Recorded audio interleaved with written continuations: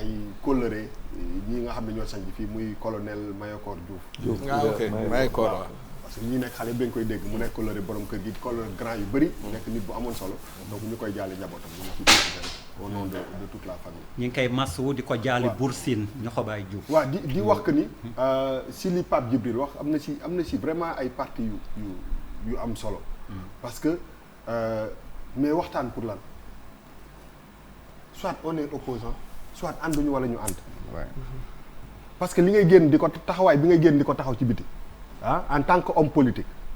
munoo ko guddi nga sol veste bi sol beneen veste bu kii parce que ça veut dire que waxuloo ak sa nit ñi nga nekkal que maa ngi waxtaan yi parce que gars yi bu ñuy waxtaan du ñu wax nit ñi ñuy àndal ñi leen jege des fois que ñu ngi waxtaan nan waxante dëgg aujourd'hui bu ñuy waxi amnistie naan ay fee la ñuy amnistier ak loolu yëpp c'est-à-dire que président Macky Sall dañ ko fal mu nekk suñu président mu jóg ne diw yaa def lii diw yaa def lii ñu jugé leen tëj leen ñii Karim Wade ci liñ ko jiiñ alal judul jeex la li mu impliqué ci ay dépenses pour ñu def procès créé yooyu ay milliards la. les missions rogatoires. lu ne dugg nañ ko pendant des années diw kii ñu dem jugé la ñu ne la yow yaa def lii bokkatoo ci lii nga xëy suba ñu ne dañuy amnistier diw ak diw et li gën a grave mooy que amnistie bi boo ci jógee c'est pas pour ñibbi sa kër c'est pour am possibilité dem jiite ñu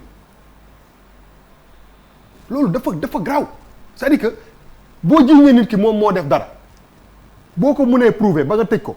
ba mu lawlu leer mais waroo tam jëg-jëg rek yor sa benn bâton ne bon léegi effacé naa ko léegi mën nga ñëw dem pale ba c'est-à-dire que lépp lu mu jël ci xaalis ak énergie ak nit ñooñu ñu tiiñal ne leen dañu def li bu dee ñoom ñoo ko def mais léegi sénégalais yi fu ñu toll ñoom c'est-à-dire que est-ce que sénégalais bi war na xool Karim Wade poser ko ay question ne ko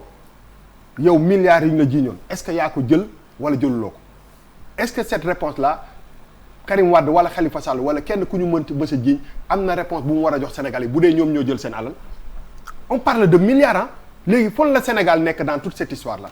même parce que bu dee même président dafa am pouvoir u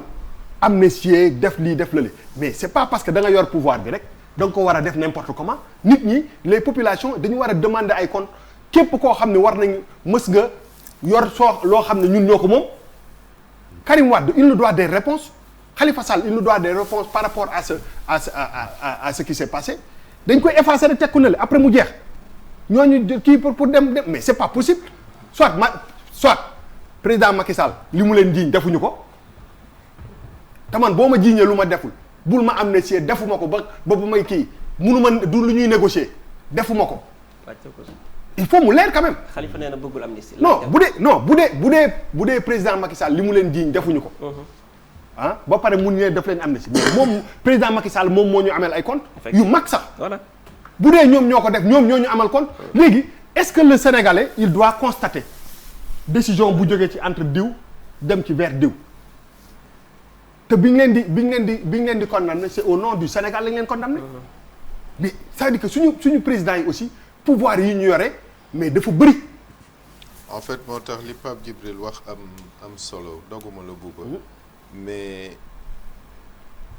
en fait amnistie du pouvoir du président de la République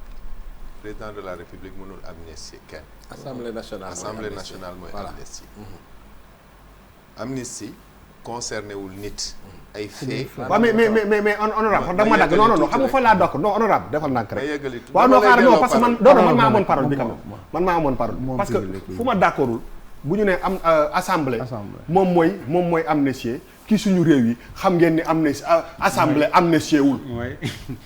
volonté non ak ay fait la ñuy amnistier lu waral fait yooyu ñuy amnistier dama ne boo amee majorité c'est le président qui décide lu ñu war a def noonu waxante dëgg. foofu laa doon waaw non xaaral rek donc non boo xam nga bu ñu nee assemblée moom mooy oui techniquement mais xam nañ ni kii amnistier dëggantaan président Macky Sall lay doon. d'ailleurs li koy prouver mooy bu demee ci bu ñu koy interviewer danaan cette possibilité là elle existe est-ce que c'est l'Assemblée nationale qui parle. quand on dit que soo nee demee ci médias étrangers nga ne ñu laaj la nga ne prérogative bi c'est presque moom maa ko yore mën na ne mooy que maa koy décider. mais du presque moo ko yore. waaw mais donc c'est pas l'Assemblée nationale. c'est pas des députés libres de choisir parce que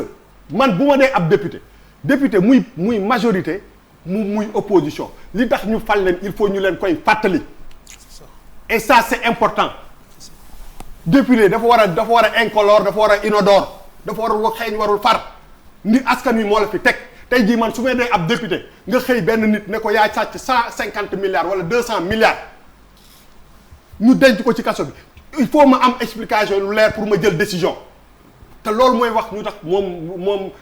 ñu fal keneen c'est pas que ndëgg sërëxal yi rek mais képp koo xam ne yaa ngi d'accord ci affaire amnistie yi oui ou non te convoqué woo les faits est-ce que lii lu ñuy baal nit la wala da qu'est-ce que le Sénégalais doit quelle question le Sénégalais doit poser à Karim Wade par exemple parce que moom la ñu jiiñ li gën a mag bu ñu waxtaanee rek ñun ñii ñëpp 2012 yàggut 2012 yàgg est-ce que si ces faits-là sont avérés est-ce que c'est des faits yoo xam ne ñun dañu war a seetaan rek ñu amnistier boole ci ay nit yu bëri après on constate et la vie continue après nit bi ay millions de nit topp ko mu war a bëgg a nekk président de la République et parmi ces gens-là la possibilité que ñooñu ñuy jiiñ ñi yëpp bu ñu nekkul président bokk ci ñi ñuy jiite ëllëg dafa rëy mais on joue à quoi c'est-à-dire que li nit ki def pour nga mën a prétendre c'est pas pour mën fii laay tëjee pour mën a prétendre jiite am réew wala jiite yenn institution wala alalu askan wi di la fay sa yoon dafa war a leer